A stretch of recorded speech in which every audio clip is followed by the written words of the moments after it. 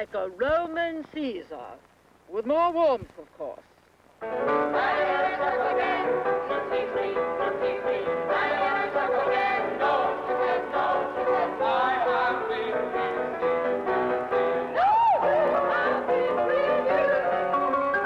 She looked like a cross between a Roman emperor and a Girl Scout troop leader.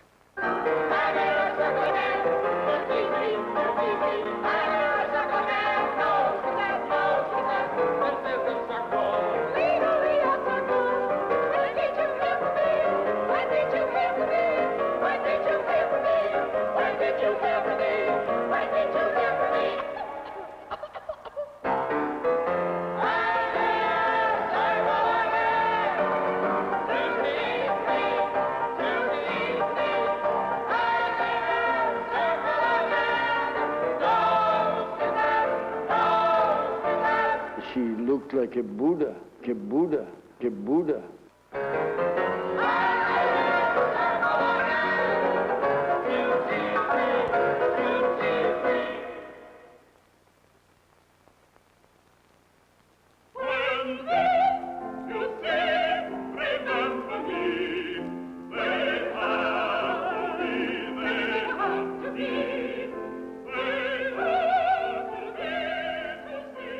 I am an American, and I've lived half my life in Paris.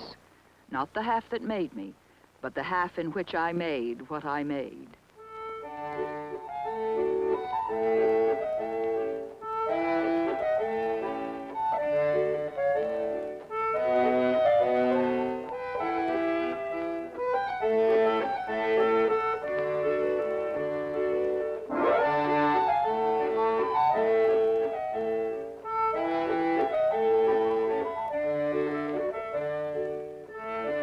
It was not what France gave you, but what it did not take away from you that was important. We all came to Paris. It was where we had to be.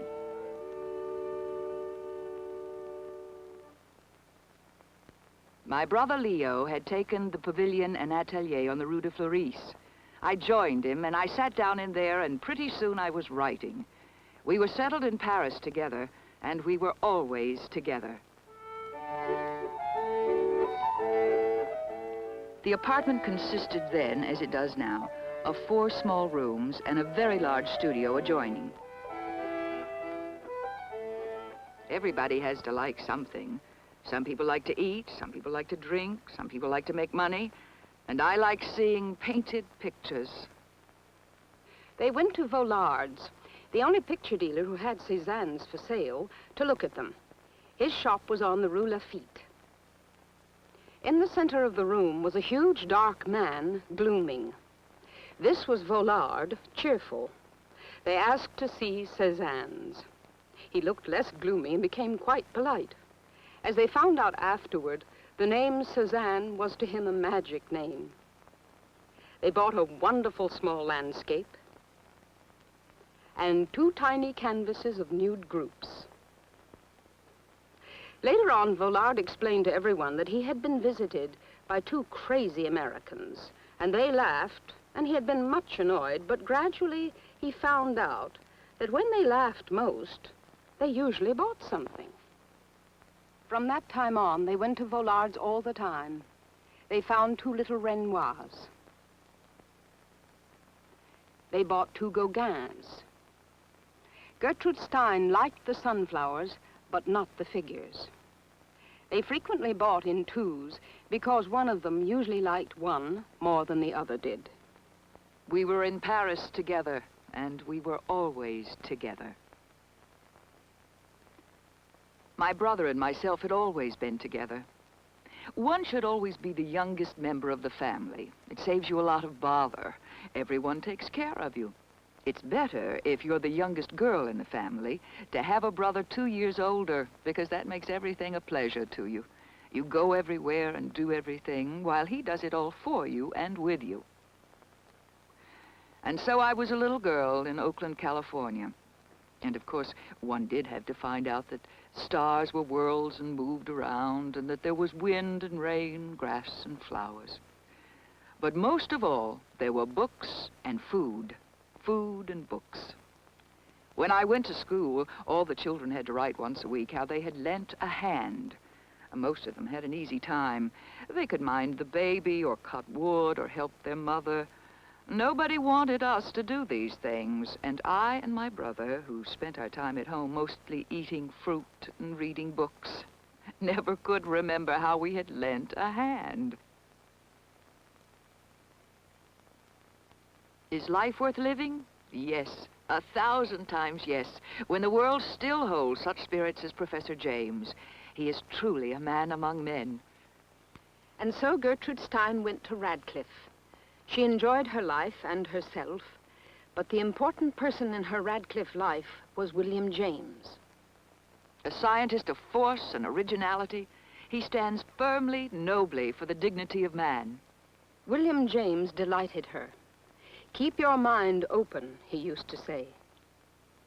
I was, of course, very interested in psychology. One of the things I did was testing reactions of the average college student. I was supposed to be interested in their reactions, but soon I found I was not. But instead that I was enormously interested in the types of their characters, the bottom nature of them. I came to feel that I could come sometime to describe every kind there is of men and women and the bottom nature of them, and the way it's mixed up with their other natures.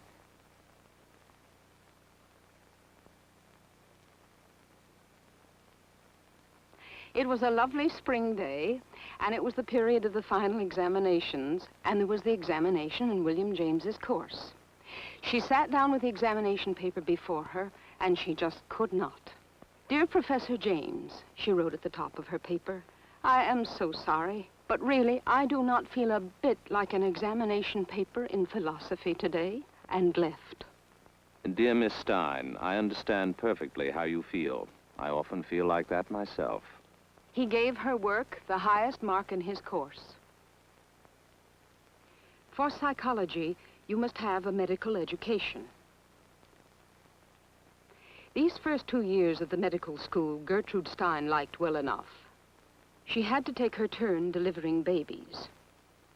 And it was at that time that she noticed the Negroes and the places that she afterwards used in her story that was the beginning of her revolutionary work. Melantha in 3 Lives. The last 2 years at medical school, she was bored. Frankly and openly bored. The practice and theory of medicine didn't interest her at all. One of the professors said he intended that she should be given a lesson, and he refused to give her a pass mark, and so she was not able to take her degree. Of course, Miss Stein, all you have to do is take a summer course here, and in the fall, naturally, you will take your degree. But not at all, Professor. You have no idea how grateful I am. You don't know how little I like pathological psychology and how all medicine bores me. But Gertrude, remember the cause of women. You don't know what it is to be bored. And that was the end of the medical education of Gertrude Stein.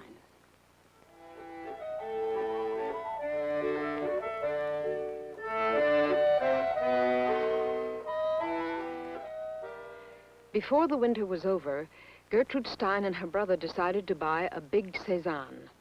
They'd chose the portrait of a woman. Gertrude Stein said to Vollard, now the picture is ours. They might have been ransoming someone they loved. Cézanne conceived the idea that in composition, one thing was as important as another thing. Each part is as important as the whole, and that impressed me enormously.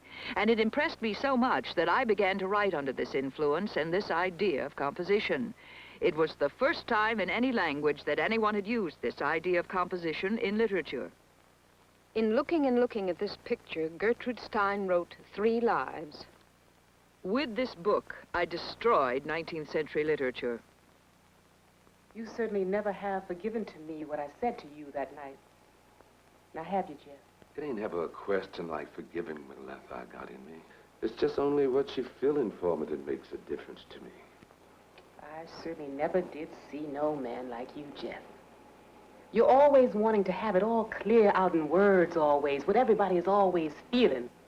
And I certainly don't see no reason why I should always be explaining to you what I mean by what I'm just saying. And you ain't got no feeling for me ever. to ask me what I meant by what I was saying when I was so tired that night. I never know anything right I was saying. But you don't ever tell me now, Melinda. So I really hear you say it. You don't mean it the way you said it to me. Oh, Jeff, you so stupid always to me. And always just bothering what you're always asking to me. And I don't never, anyway, ever remember anything I've been saying to you. And always, my head, so it hurts me, it half kills me. And my heart jumps so sometimes I think I die so when it hurts me. And I am so blue always. I think sometimes I take something to just kill me. And I got so much to bother thinking always and doing. And I got so much to worry and all that. And then you come here to ask me what I mean by what I was just saying to you? Well, I certainly don't know, Jeff, when you ask me. Seems to me, Jeff, sometimes you might have some kind of a right feeling to be careful to me. Now, you ain't got no right, Melinda Herbert. You certainly ain't got no right always to be using your being hurt and being sick and having pain like a weapon so it's to make me do things that ain't never right for me to be doing for you. You certainly ain't got no right to be always holding your pain out to show me. What do you mean by them words, Jeff Campbell? I certainly mean them just like I'm saying them. I ain't no coward, you hear me, Melinda? I never put my trouble back on anybody thinking that they made me. But I tell you straight now, the way I think it, Melinda, I ain't going to be as if I was the reason why you wanted me to be loving and to be suffering so now with me. Did I ever do anything but just let you do everything you wanted to me? Did I ever try to make you be loving to me? Did I ever do nothing except just sit there, ready to endure your loving with me? But I certainly never, Jeff Campbell, did make any kind of way as if I wanted really to be having you for me. So that's the way you say it when you're thinking right out about it, Melinda. Well, I certainly ain't got a word to say ever to you anymore, Melinda, if that's the way it's straight out to you now, Melinda. Oh, I certainly shall go crazy now. I certainly know that. Gertrude Stein's story, Melanchthon, got inside the characters and the rhythm of their speech for the first time. I want to say frankly that I think you have written a very peculiar book, and it will be a hard thing to make people take it seriously. We hardly see our way clear to making you any offer of publication. The book is too unconventional. I need you there. Do not despair. Remain in a circle and do not despair. Matisse had had a hard time. He spent the winter painting a very large picture with a magnificent dish of fruit. It was finished at last and sent to the Salon, and there it was refused. Matisse and some rebels from the old Salon had created the Autumn Salon. There were a number of attractive pictures, but there was one that was very strange in its color and its anatomy. The picture infuriated the public. They tried to scratch off the paint. Matisse at this time was about 35 years old. Having gone to the opening day of the Salon and seen what they were trying to do to it, he never went again. He stayed at home and was unhappy. And now Matisse's serious troubles began. He was in an agonizing mental struggle concerning his work. One was quite certain that for a long part of his being, one being living, he had been trying to be certain that he was wrong in doing what he was doing. And then when he could not come to be certain that he had been wrong in doing what he'd been doing, when he had completely convinced himself that he was not wrong in doing what he had been doing, he was really certain then that he was a great one. And he certainly was a great one. Certainly he was expressing something being struggling. Some were certain that he was greatly expressing this thing. People were roaring with laughter at the picture. Gertrude Stein could not understand why. The picture seemed to her perfectly natural. It upset her to see them all mocking at it. She said she wanted to buy it. It was derided and attacked, and it was sold. Little by little, people began to come to the Rue de Fleuris to see the Matisses and the Cézannes. Matisse brought people, everybody brought people, and it began to be a nuisance. And it was in this way that Saturday evening began. It was also at this time that Gertrude Stein got into the habit of writing at night. It was only after 11 o'clock that she could be sure no one would knock at the studio door. Gertrude Stein did not like the picture. She found something in the drawing of the legs and feet that repelled and shocked her. The art dealer said, "But that is all right. If you do not like the legs and feet, it is very easy to guillotine her and only take the head." Her brother wanted it, and she did not want it in the house. The price asked was $30. It was very cheap. Finally, it was agreed that since he wanted it so badly, they would buy it. In this way, the first Picasso was brought into Rue de Fleuris. Picasso and Fernand came to dinner. Picasso was thin, dark, alive, his eyes having a strange faculty of opening wide and drinking in what he wished to see. That evening, Gertrude Stein's brother took out portfolio after portfolio of Japanese prints to show Picasso.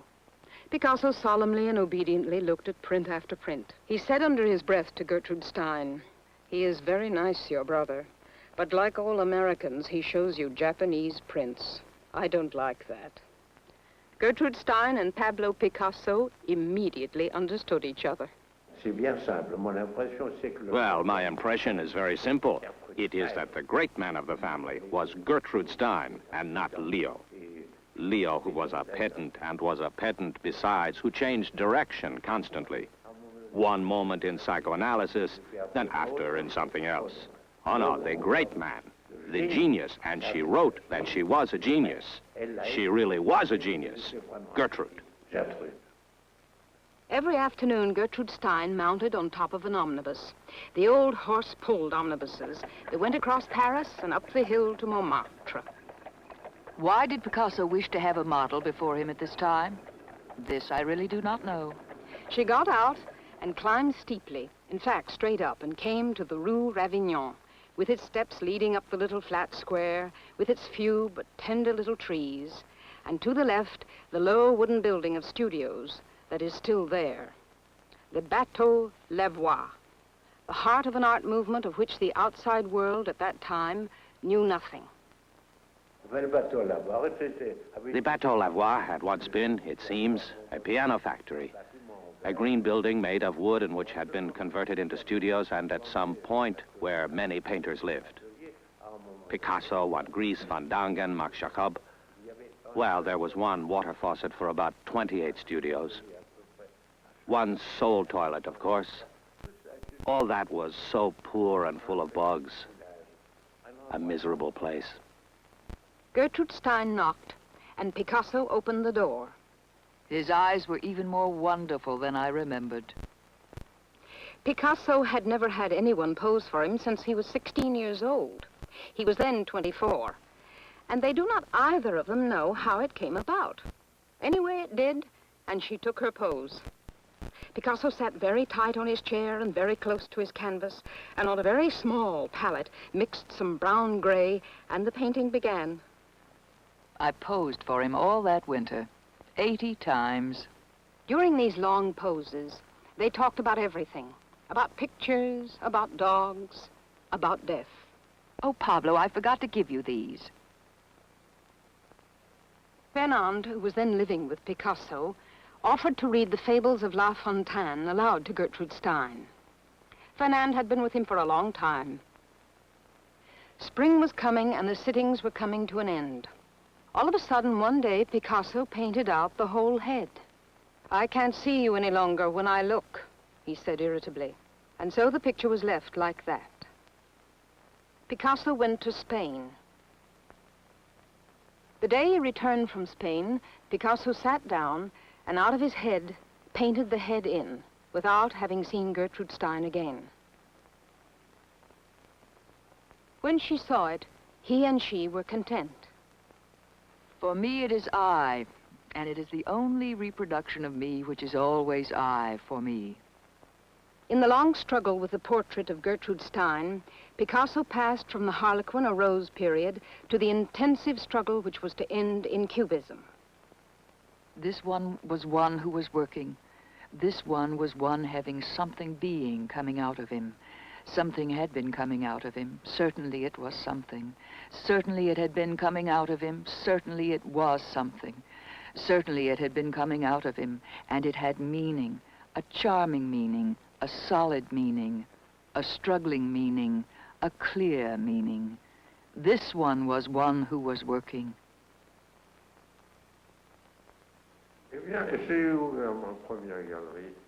I opened my first gallery, which was then a very small shop, barely 16 by 16, with a little back room in the spring of 1907.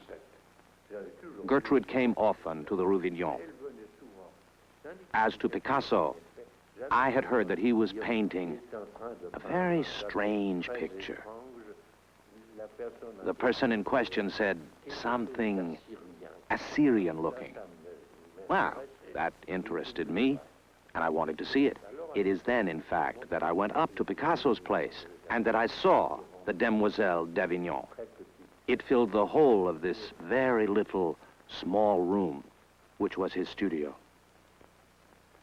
Even Picasso's friends were not prepared for this. Chouquin said Picasso must have gone crazy.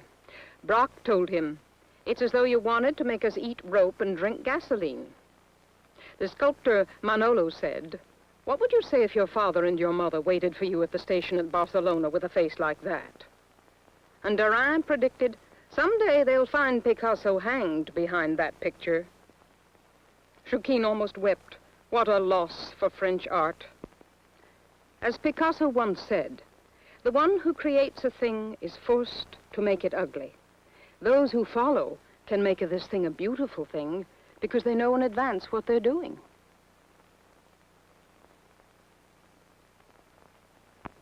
On all the walls right up to the ceiling were pictures. The pictures were so strange. It is very difficult, now that everybody is accustomed to everything, to give some idea of the uneasiness one felt when one first looked at all these pictures. I was confused. I looked, and I was confused. Alice B. Toklas came from San Francisco. In Paris, I went to see Gertrude Stein's older brother Michael and his wife Sarah, and there at their house I met Gertrude Stein.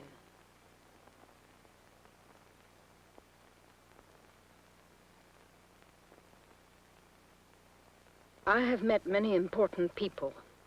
I have met several great people. But only 3 times in my life have I met a genius.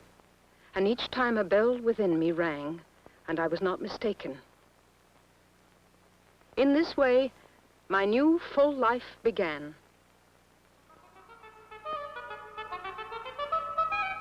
I had been invited to the Rue de Fleuris on Saturday evening, which was the evening when everybody came, and indeed everybody did come. "Ah, the Miss Toklas," Picasso said, "with small feet like a Spanish woman and earrings like a gypsy." Miss Stein sat near the stove in a lovely high-backed chair. I murmured to Picasso that I liked his portrait of Gertrude Stein. "Yes," he said, "everybody says that she does not look like it, but that does not make any difference. She will." Gertrude Stein then asked me to sit with Fernand. Fernand had 2 subjects, hats and perfumes. She had the true French feeling about a hat. If a hat did not provoke some witticism from a man on the street, the hat was not a success. Leo couldn't leave the slightest subject without critical analysis. The slightest flaw in his companion's statement caused in him intellectual indignation of the most intense kind. Hélène was one of those admirable maids, a most excellent cook. Hélène did not like Matisse. She said a Frenchman should not stay unexpectedly to a meal, particularly if he asked the servant beforehand what there was for dinner. Delaunay was the founder of the school of painting houses out of plumb, what Gertrude Stein called the catastrophe school. Delaunay would always ask, "How old was Picasso when he painted that? When I am that age, I will be able to paint as well." Marie Laurencin painted a strange picture. Portraits of Guillaume, Picasso, Fernand, and herself. Gertrude Stein bought it, and Marie Laurencin was so pleased. It was the first picture of hers anyone had bought. Brock used to hold up the big pictures to hang because he was the strongest. It was in these days the intimacy between Brock and Picasso grew. Brock and Derain had gone Montmartre. From Matisse'ites, they had become followers of Picasso. The poet Guillaume Apollinaire was extraordinarily brilliant.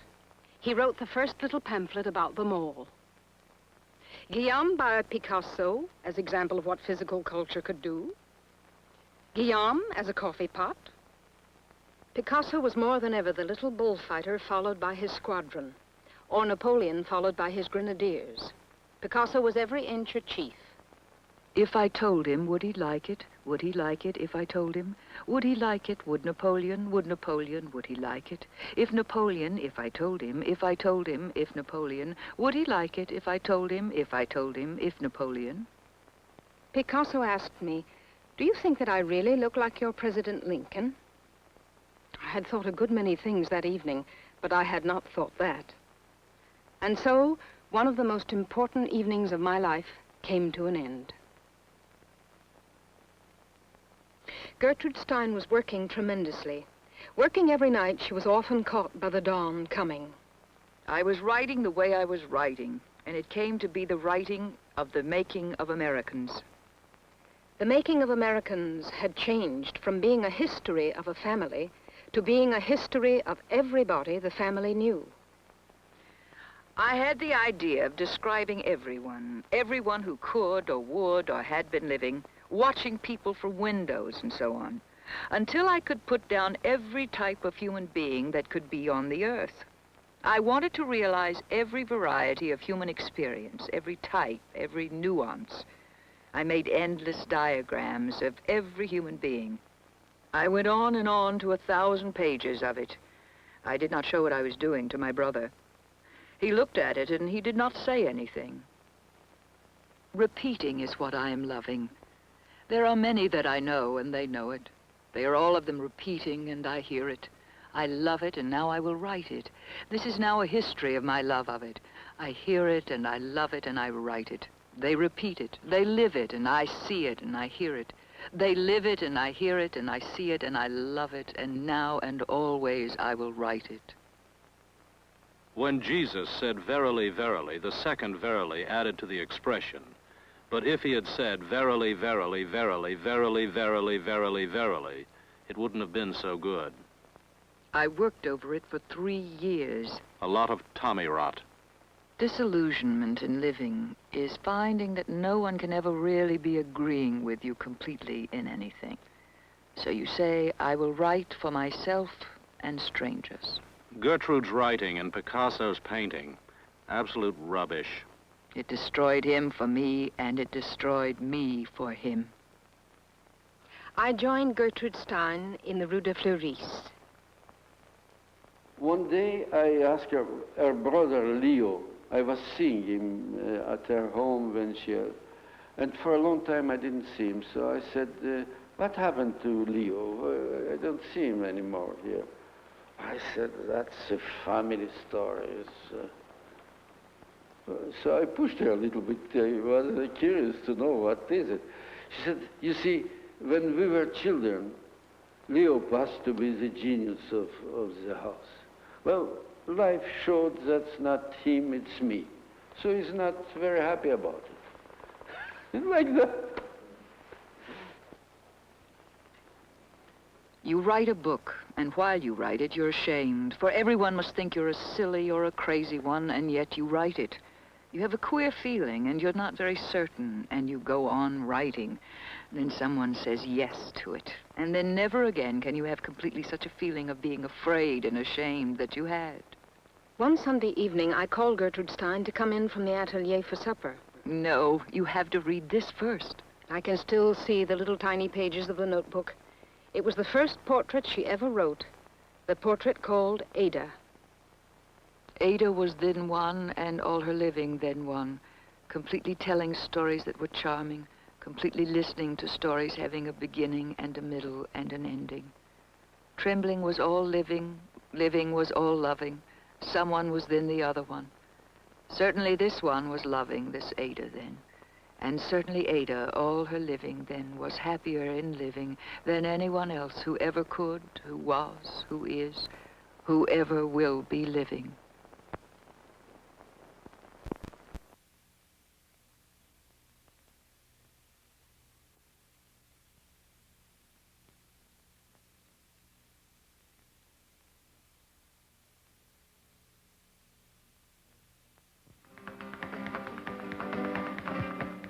Gertrude Stein always says that I am impartial on every subject except that of Spain. It was there and at that time, this was 1914, that Gertrude Stein's style gradually changed. Hitherto I'd been interested only in the insides of people, their character and what went on inside them. It was during that summer that I first felt a desire to express the rhythm of the visible world.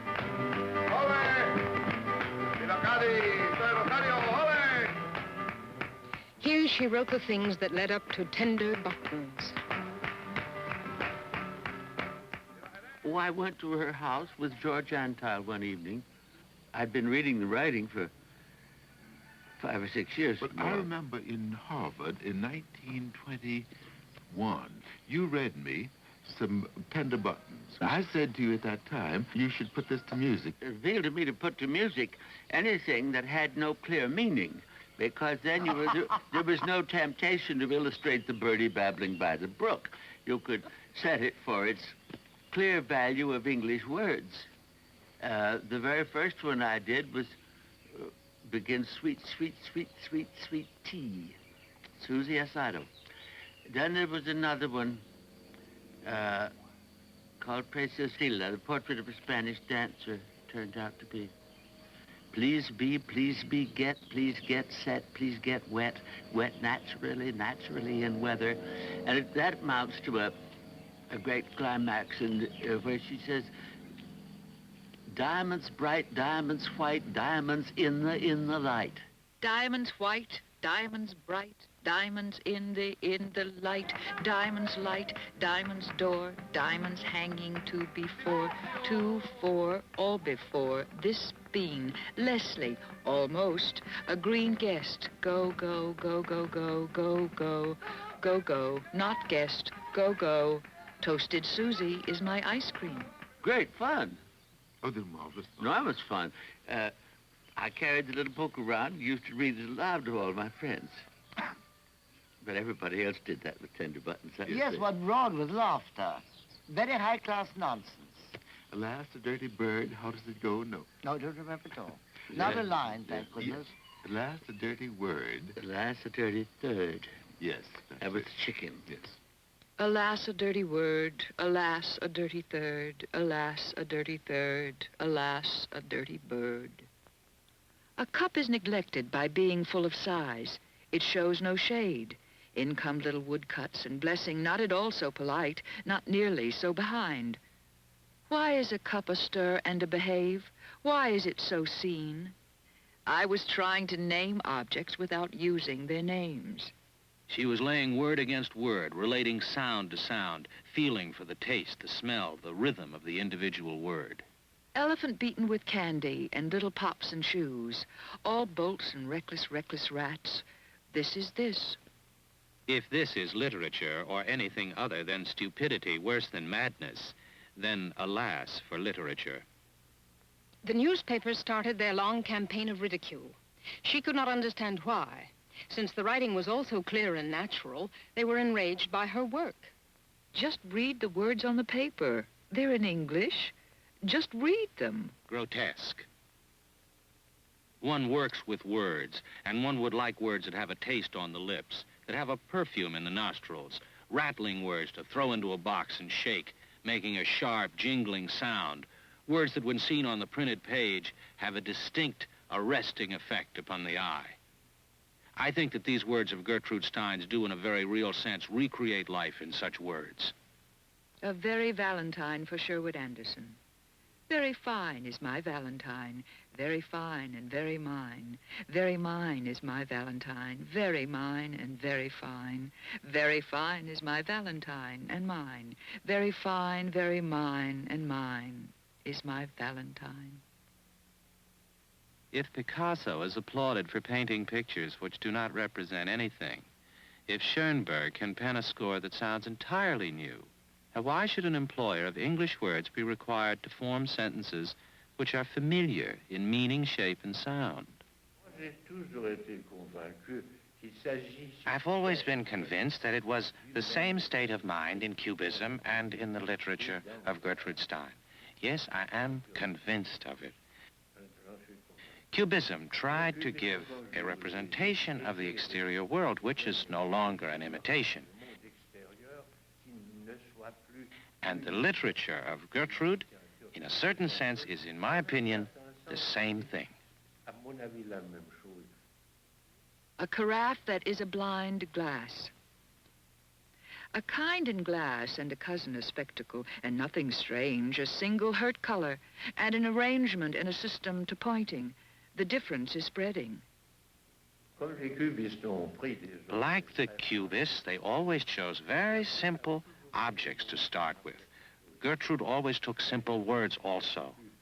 It was no longer a question of a connected story, but of a free invention made of words. The thing was that our generation became not satisfied. We were on a kind of a crossroad. And what we wanted is to make an art where imagination, human imagination, not fantasy, imagination, plays a role. And we took the road of imagination. I was the only one who understood Picasso at that time, because I was expressing the same thing in literature. Well, one day, she said to me, "Of course, Jacques, you don't know English literature. But after all, besides Shakespeare and me, whom do you see?" Just like that. Not just like that, like. I said, "Gertrude, would you like to pose for me for a portrait?" "Oh," she said, "I would be delighted." She was not interested in sculpture at all, not at all.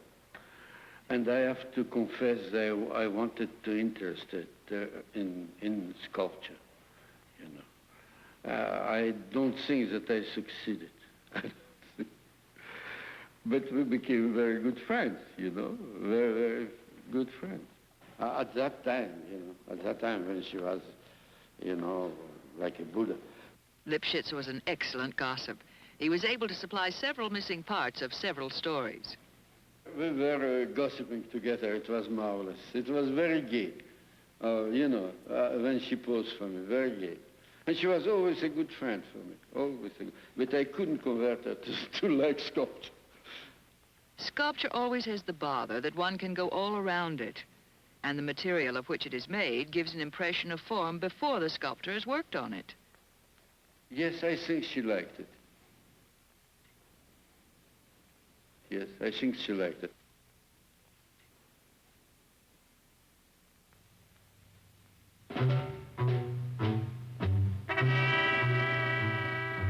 Dear Mademoiselle, we are in the trenches and we are attacking just now. The cannons fire a good deal, but I am used to that. Thank you very much for the warm clothing. We shall not forget all that you have done for us. Your godson, Abel Leglay. We decided to get into the war. American Fund for French Wounded. That is what we are going to do. You will drive the car and I will do the rest. Our little Ford was called Auntie, after Gertrude Stein's Aunt Pauline, who always behaved admirably in emergencies. The roads were frightful. Mud, ruts, snow, slush. We went into all the devastated villages. We drove by day and we drove by night, visiting hospitals and giving away our stores.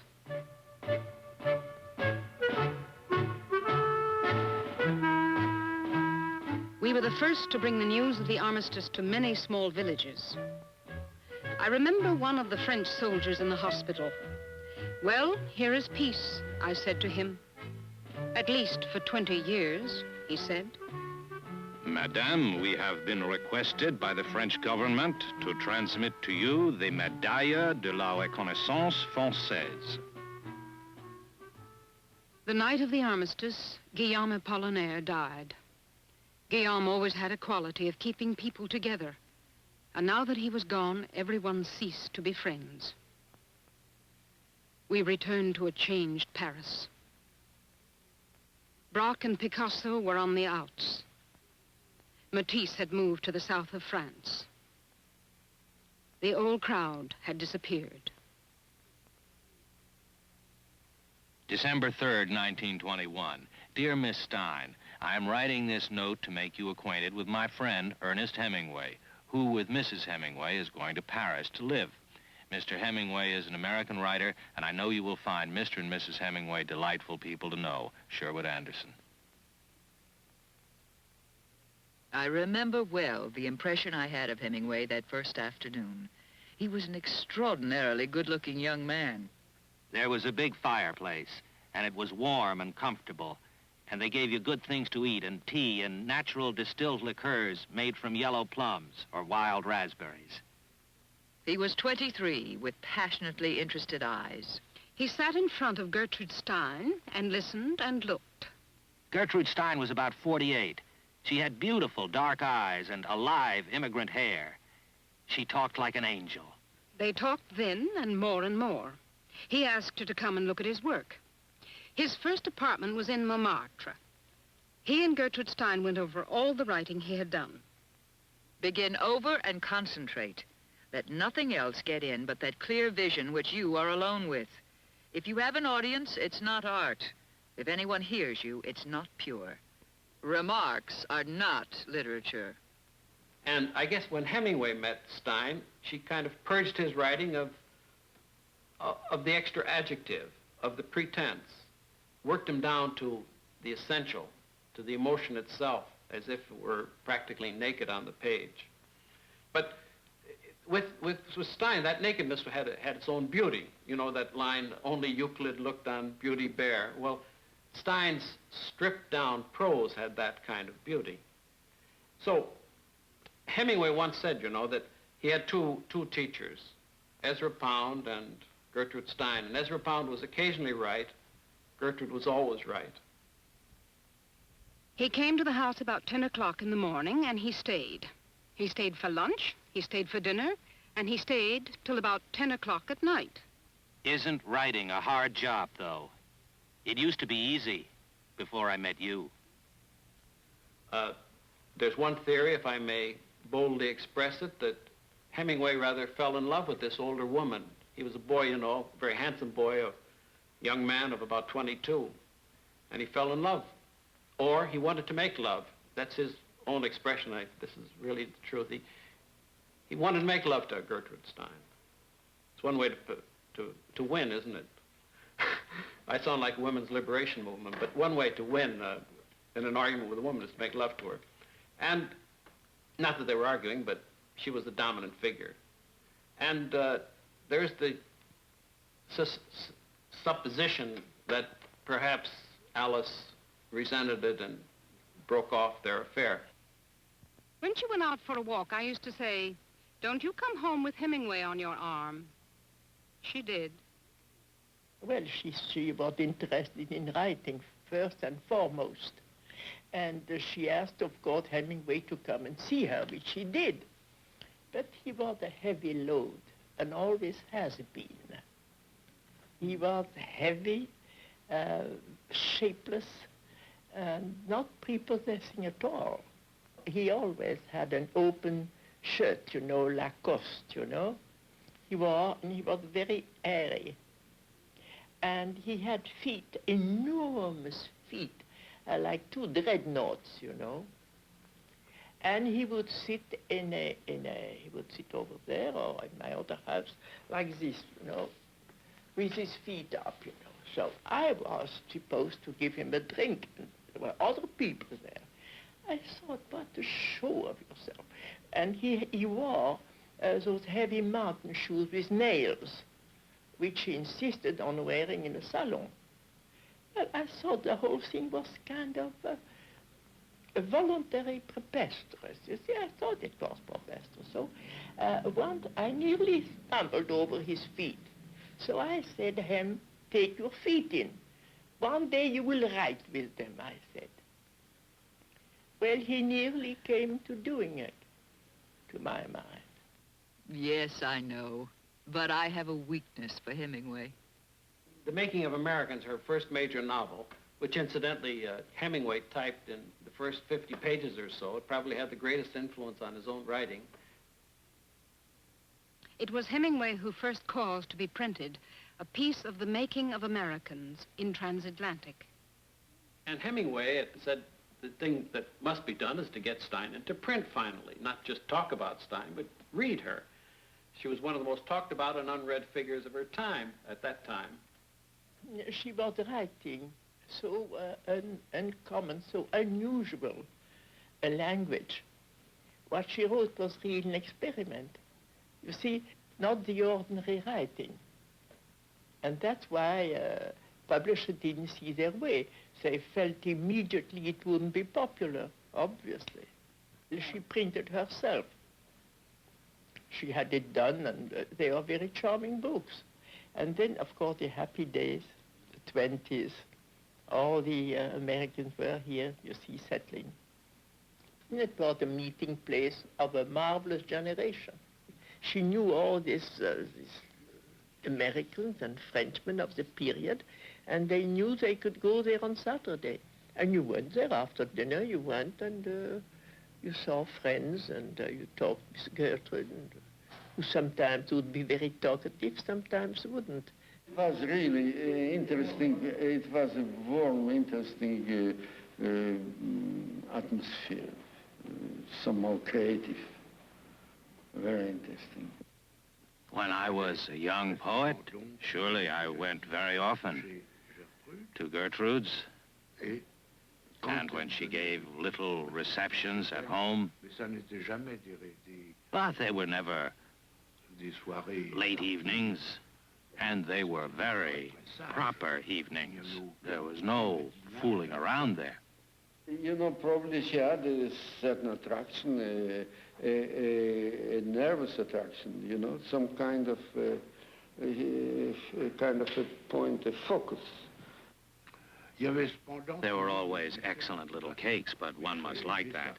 These were made by Alice Toklas. Alice was always a little offstage. Well, Alice was always taking care of the people that Gertrude didn't want to talk to. Yes, they were numerous. Yes, but I always sat with Alice because she had such good sandwiches. They were first class. Oh, but the food was always good. Yes, remarkable, the tea party. And such good Chinese tea. That's right.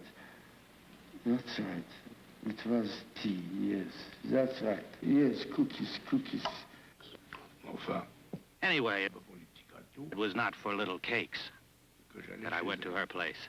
And when you had passed an evening at Gertrude's, you all found each other, more or less, at the bar of the Cupola. And there, you had a good time. Oh, her laughter was the most warming, the most genial. It was an enchantment. It warmed the whole atmosphere. It was the heat of mirth. It was lovely, lovely. Alice cackled a little bit and giggled, perhaps maliciously, from one side.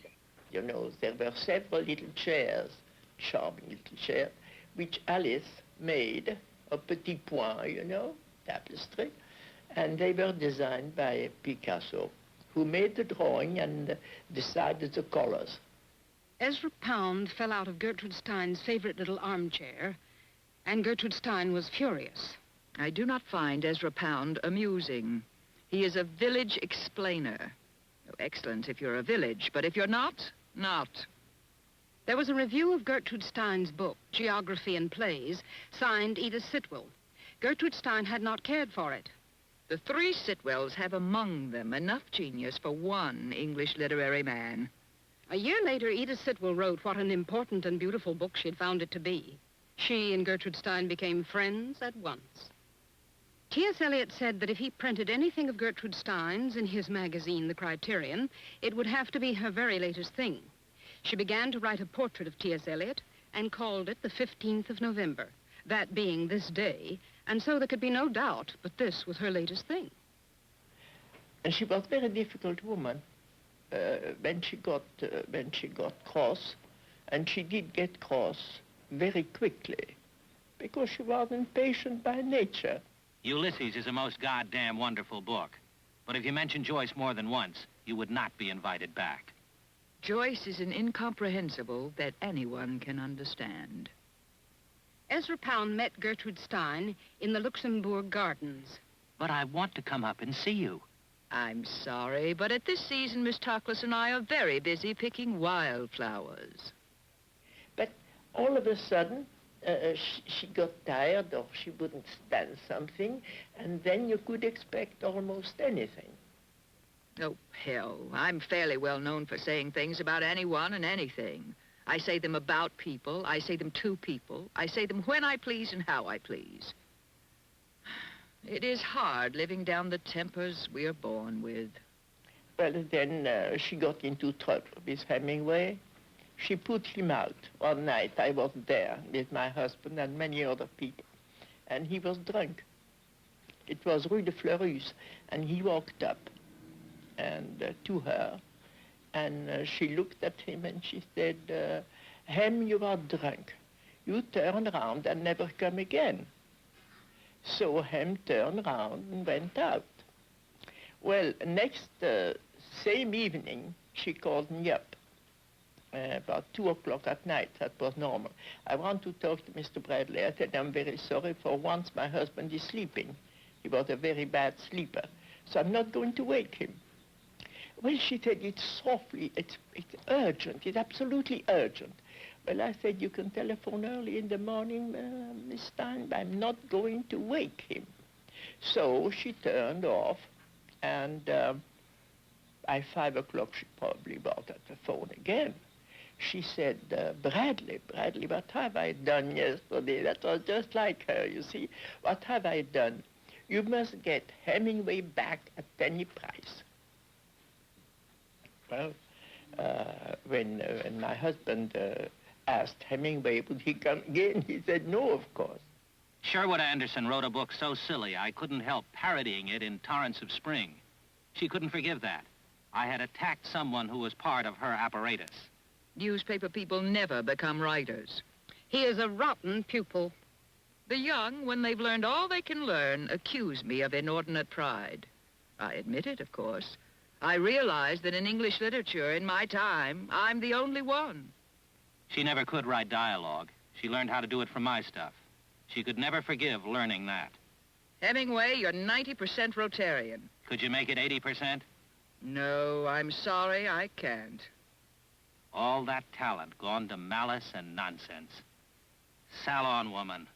What a lousy, stinking life. He is obsessed by sex and violent death. You can tell by the way a man talks about sex whether he's impotent or not. And if he talks about nothing else, you can be quite sure he is impotent. Physically and as an artist, too. A rose is an onion. When I think that he had the Nobel Prize, and that Thornton Wilder hasn't. Messages are received all the time, in quarreling, in shooting, in destroying, all the time. Messages, he was a disappointment to me, are received, I could not understand, all the time, the reason for the waiting, all the time. Messa, he was a disappointment to me, jazz, Ari, I could not understand, seed, all the reason for the waiting time, all the time. Honeysuckle grows, honeysuckle grows. Can you sing together? Messages are received all the time, messages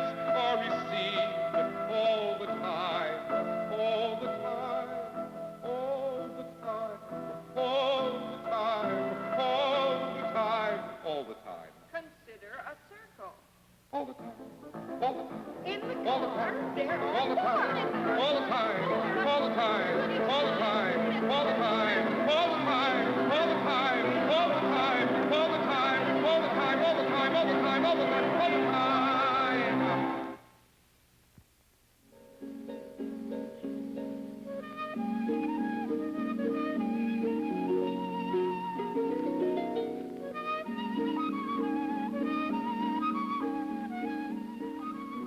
Lucy Church amiably.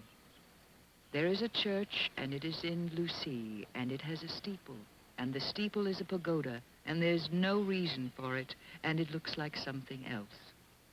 Select your song, she said, and it was done with a nod, and then she bent her head in the direction of the falling water, amiably. One day we saw the house of our dreams across the valley. Alice, go and ask the farmer whose house that is. Nonsense. It is an important house, and it is occupied. Go and ask him. I did. She got Bellignon by one of her typical outrageous Gertrude Stein maneuvers.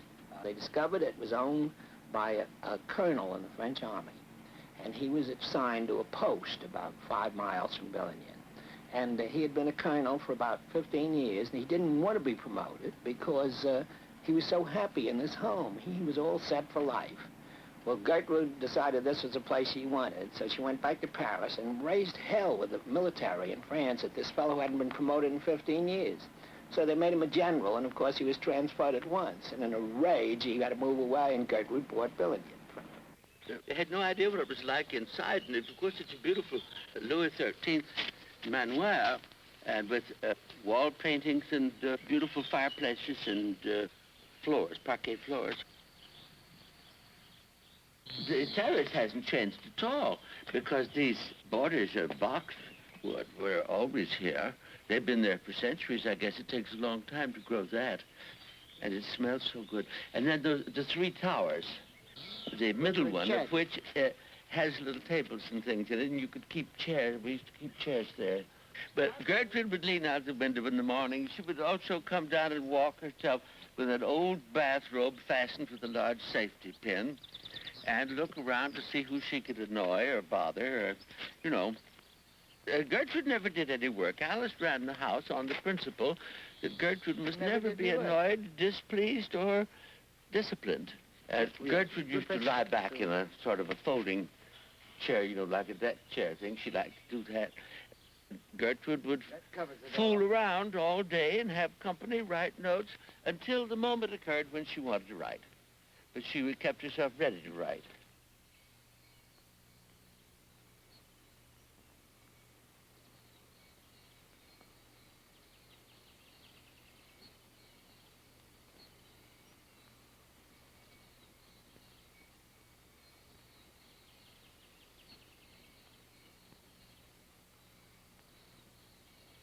Alice made like the Lady Gentile, and there was a cutting garden of flowers and vegetables over there, and would cut roses and things, you know. Did Gertrude do any work in the garden? Gertrude never did any work anywhere except her own. She wouldn't even wash the dog.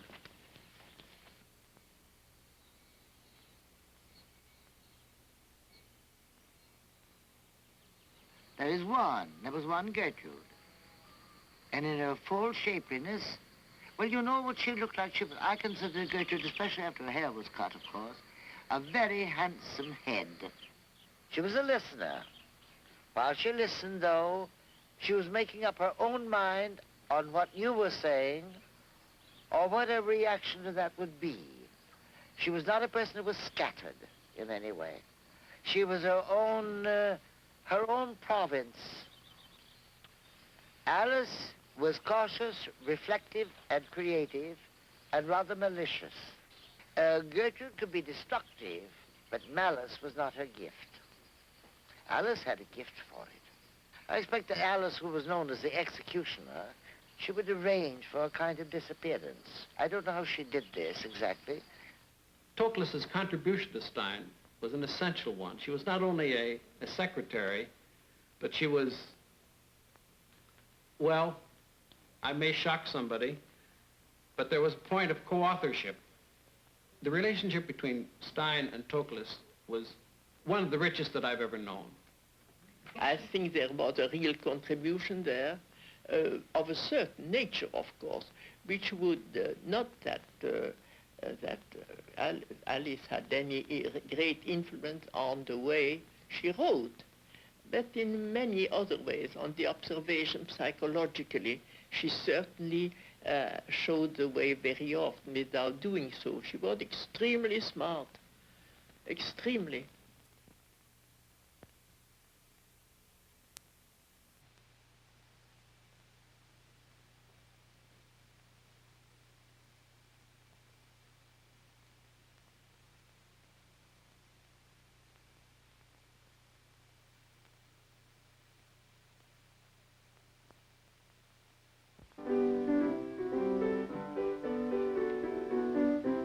If a magpie in the sky, on the sky cannot cry, if the pigeon on the grass, alas, can alas, and to pass the pigeon on the grass, alas, and the magpie in the sky, on the sky, and to try, alas, on the grass, alas, the pigeon on the grass, the pigeon on the grass, and alas.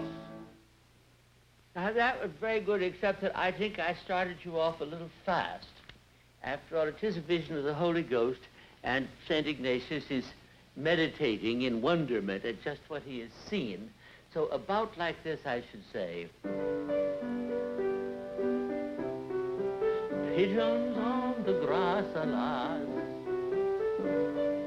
So I proposed to Gertrude she'd write me a libretto for an opera, and we sat together choosing a subject, and then she did. That's the Four Saints was the first of the operas.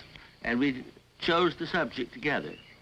But now, what kind of mythological subject should we choose?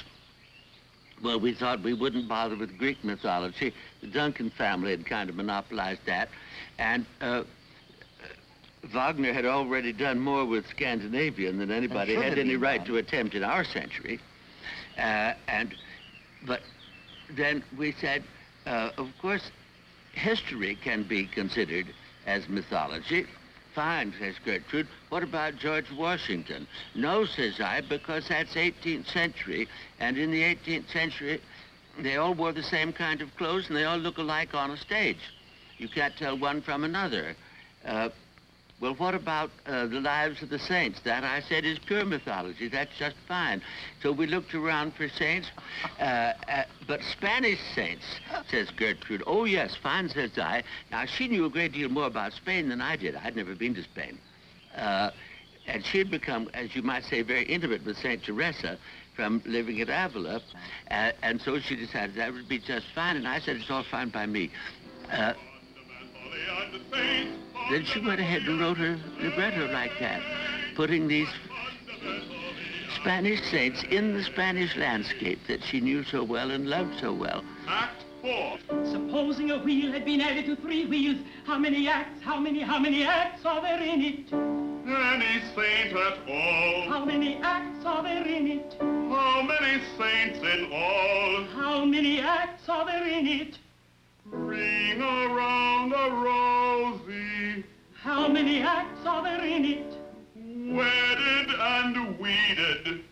Please be coming to see me. When this you see, you are all to me. Me, which is you. You who are true, true to be you. How many saints are there in it? 1, 2, 3, 4, and there is no door or more, or door of blood, door. 1, 2, 3, all out of me. And afterwards, I put it to music, and since I didn't know Spain, the music came out to be virtually a total recall of my Southern Baptist upbringing in Missouri.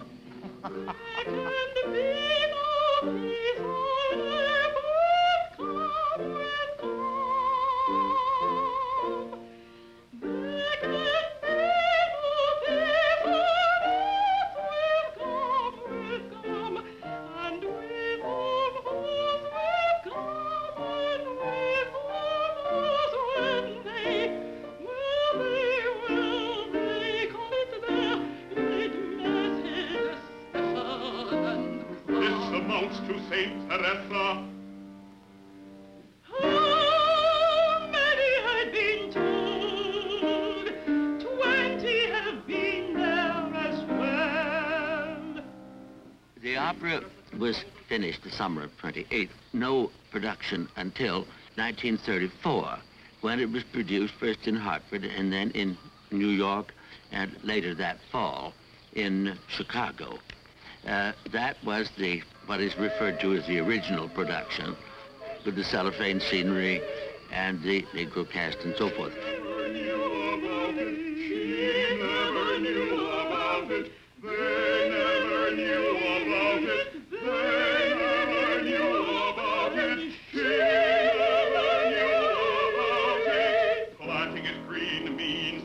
Protected from the sun and from the wind and the sun, and she never knew about it, and she never knew about it, and they never knew about it.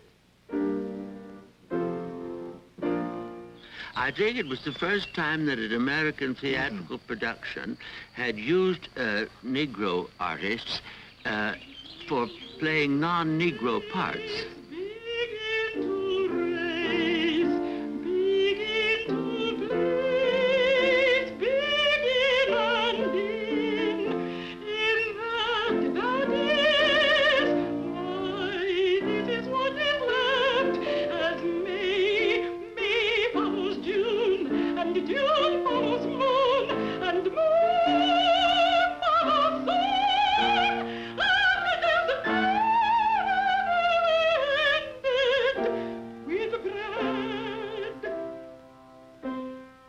Think that they can leave it here to me.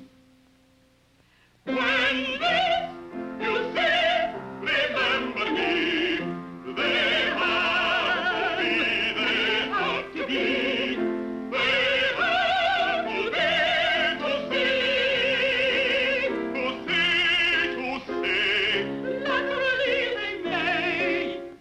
Scene 5. The public reaction was virtually always the same. They would start by laughing and giggling, and by the end of 10 minutes, they were not giggling anymore. They were listening avidly. And always, the audiences for that work have complained bitterly if they did not understand every word. If there had not been a beautiful dry October in Billigny in France in 1932, would the autobiography of Alice B. Toklas have been written? I suggested to my secretary, Alice B. Toklas, that she write her life story, and she kept putting it off. Finally, to encourage her one day, I sat down in the garden and wrote a chapter. Then it seized me. So I kept on writing and writing, and I wrote the whole autobiography in 6 weeks. Alice had always promised to write her autobiography. It hadn't, so here she was doing it for her. Also, Gertrude, at that point, wanted to write a book of memoirs. And she found the gimmick, the device, describing her life as Alice saw it, so that she began by saying that Gertrude Stein was one of the 3 geniuses she had ever met. Gertrude could say that of herself. In Alice's person, she couldn't write it herself. We were then in very close contact with Gertrude, and she sent us in her script of every chapter written. So my husband and myself read it, and we simply were enchanted with the book. And when the book was completed, my husband said, now she must be known for that and have a good publisher. And that was her first success, really, in the States. Gertrude Stein has the clearest intelligence I have ever encountered. Her influence on American writing, so much greater than is known or conceded. After that, it was easy. Then everybody wanted 3 lives, etc. But before that, nothing. I had never made any money before in my life, and I was most excited. I bought myself a new 8-cylinder Ford car, and the most expensive coat made to order for Basket, the white poodle, and 2 collars, studded. The painters were angry because Gertrude claimed that nobody was really any good except Picasso. The autobiography of Alice B. Toklas is the lowest literary prostitution. For one who poses as an authority on the subject of art, it is clear Gertrude Stein never went beyond the stage of the tourist. Two maiden ladies greedy for fame and publicity. A clinical case of megalomania. She never understood anything. Gertrude really lived in her own world and not in the real world. Her imagination created a world and she remained in that world. Well, anyway, my success did begin. And slowly everything changed inside me. I began to think about how my writing would sound to others. I used to tell all the men who were being successful young how bad this was for them.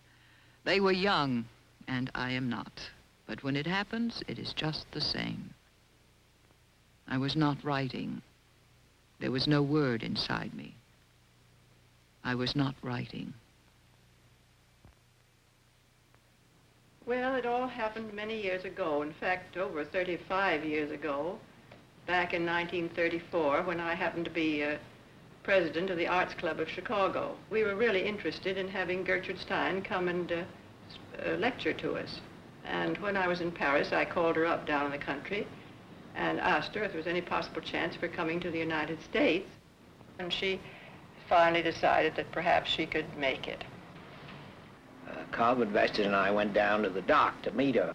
To our astonishment, there were about 30 interviewers, reporters, and photographers down at the dock to meet Gertrude Stein. And she got off the boat with Toklas, and always in charge of any situation. She wasn't at all fazed by this battery of reporters and photographers. We thought it was astonishing, but she just took it as a matter of course. And they had come to kid her. And I just watched Gertrude Stein handle these fellows.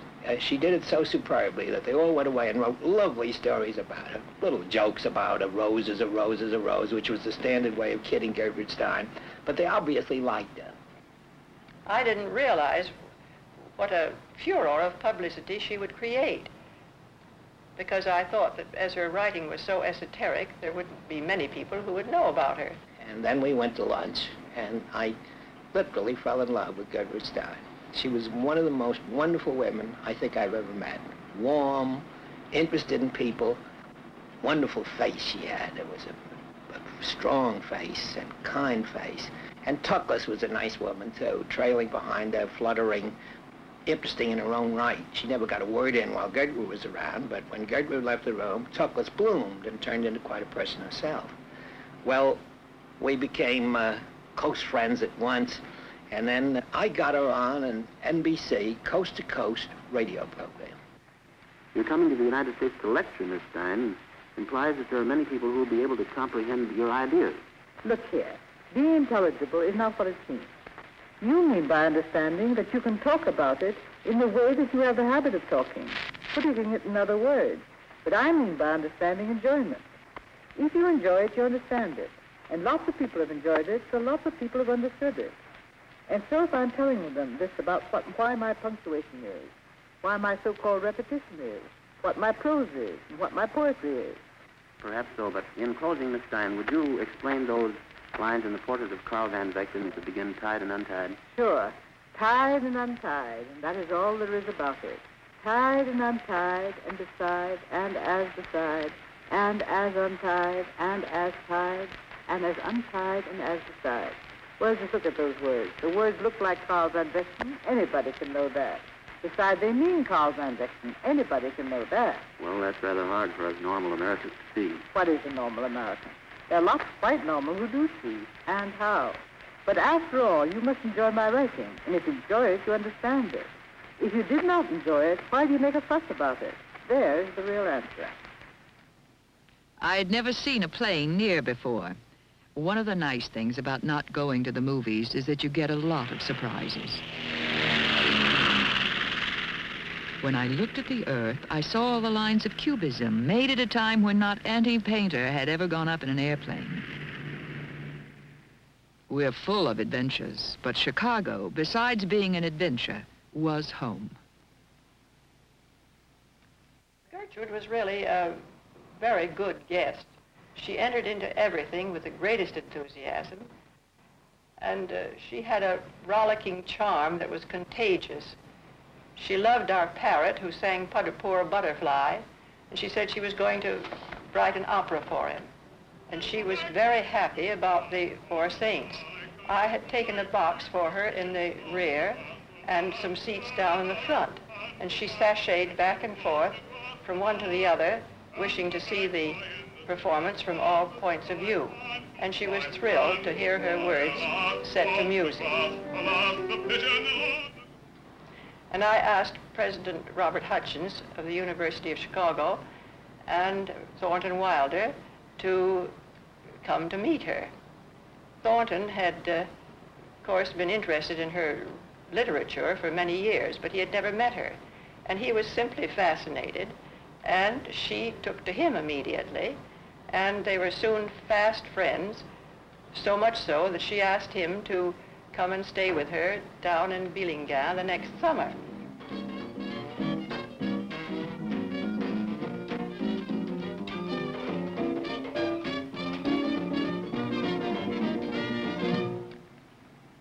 Well, we'd sent her on a tour all over the country. Every place she went, she was an absolute sensation. Front page stories. Now listen, I'm no fool. I know that in daily life we don't go around saying a rose is a rose is a rose. Yes, I'm no fool. But I think that in that line, the rose is read for the first time in English poetry for 100 years. I just went to see what she looked like. And then she took the door of my mind right off its hinges. And now it's wide open. And the students crowded around her and were simply fascinated. She would read an excerpt from one of her books, which nobody understood. But when she was finished, she would take her glasses off and say, now what I mean is this. And then she would explain in the most clear and understandable terms what she was driving at. She knew what she was doing. Miss Stein, why don't you write the way you talk? If you invited Keats to luncheon and asked him a perfectly simple question, would you expect him to answer with Ode to a Nightingale? Finally, we said we would publish everything she wrote, and she was delighted with that. It seems like a fairy tale, but it is true. I didn't know what I was letting myself in for. And so we happily, very happily, went on to the SS Champlain. America is my country, but Paris is my hometown. When I was over in Paris, she persuaded me to come down for a weekend. And I persuaded Joe Davidson, the sculptor, to fly down with me. And we got to Billingen, where it turned out Gertrude was the unofficial mayor of the town. People came to her with all their problems. She sat there and gave advice on babies, which she knew very little about. Anything else, Gertrude was never reticent about giving advice, whether she knew what she was talking about or not. And the highlight of that weekend was Saturday morning, Picasso arrived. He had written some poetry, and he wanted Gertrude's opinion of his poetry. So she took the poetry and walked into another room, sat Picasso down in a chair for Joe and me to entertain him. Well, his French was very bad, and my French and Joe's French was even worse. So it was a rather stilted conversation, to say the least. Anyway, he was on pins and needles waiting for Gertrude's judgment. And about a half hour later, she came back to the room, put the poetry down on the table, and went over and put both hands on Picasso's shoulders and said, Picasso, go home and paint. Thornton Wilder was wiser than the rest of us. He took notes of his conversations with Gertrude Stein. They would talk long, and at night he would go home and write them. So I remember saying how much I admired his The Ides of March. You know, it deals with Julius Caesar in terms of diaries and letters and so on. And I said it was an extraordinary technique. And he said, well, he got the idea from Gertrude Stein. She said the author must write as if he's discovering something rather than just telling a fairy tale. Well, that's an example of how a conversational remark with Thornton Wilder, for instance, affected what was one of his most important novels.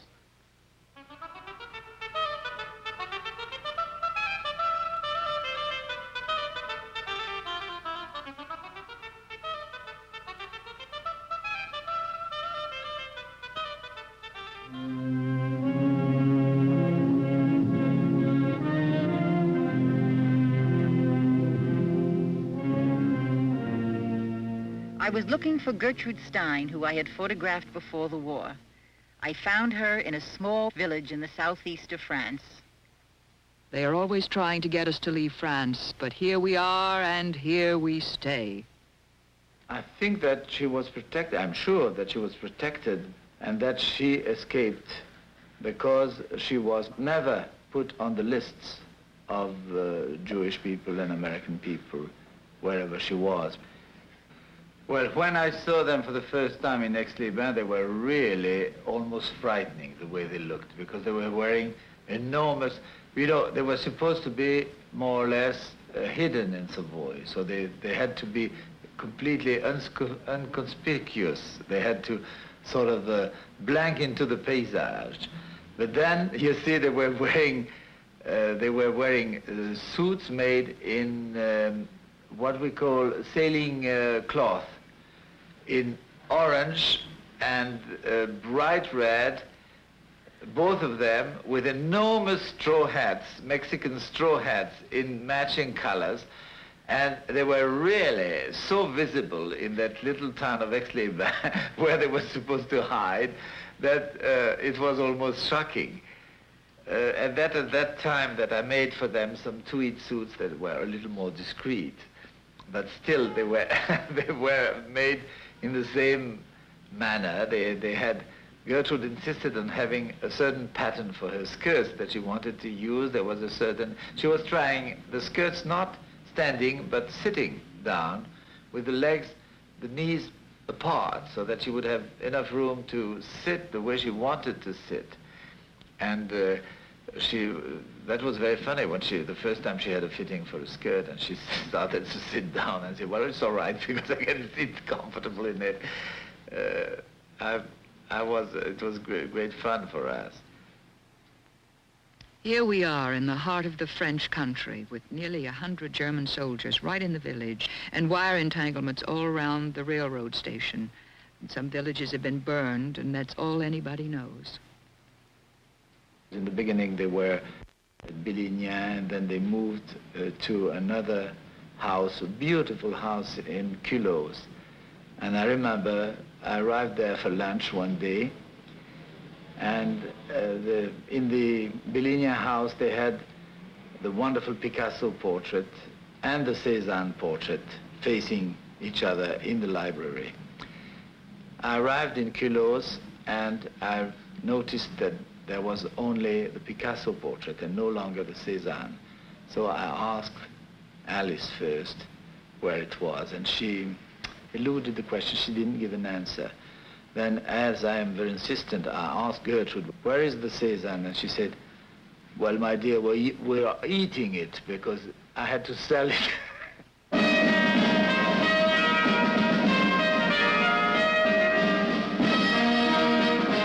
Today is the landing. Everybody's been phoning to us congratulatory messages upon my birthday, which it isn't, but we know what they mean. I said, is it true there are Americans? Well, lead me to them. And there were Americans, God bless them, and we were pleased. We held each other's hands and we patted each other, and how we talked and how we patted each other in the good American way. And I had to know where they came from and where they were going and where they were born. And this is the last war to remember. Picasso had been impatiently waiting our return. We were very moved when we embraced, and we kept saying, it is a miracle. All the treasures which made our youth, the pictures, the drawings, the objects, all there. They were really so simple with the GIs, with just American soldiers in Paris wanting to see the great Gertrude Stein, and they would receive them very gently, very nicely, very friendly. She was inspirational. She was full of life. For instance, it's rather well known that she said that it's not what France gives you, it's what France doesn't take away. You can say that of Paris. You can say that of Gertrude Stein, too. It wasn't exactly what she gave you, but it was what she didn't take away. And she let you be yourself. She encouraged you to be yourself, to grow. And everybody who came in contact with her felt that. And when I first met her, I felt it almost instantly. They come to see Picasso, and they come to see me. Not because we're celebrities, but because we're rebels. They know Pablo and I have had to put up a fight in our time, and we've won. Off we went to see Germany.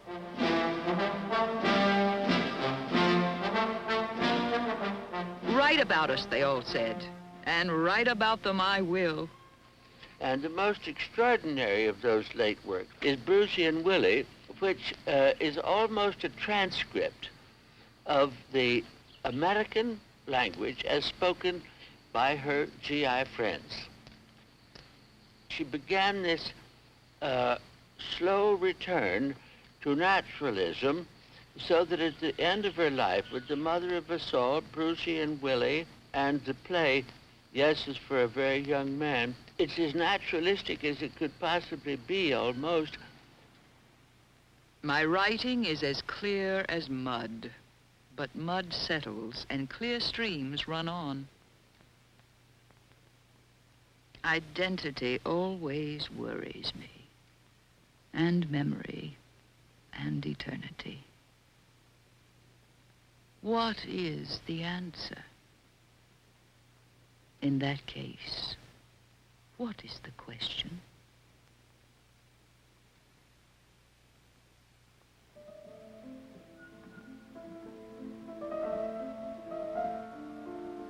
Irregular circles. Can you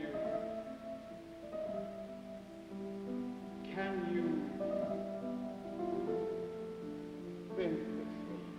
I can hear Alice. I can hear Alice.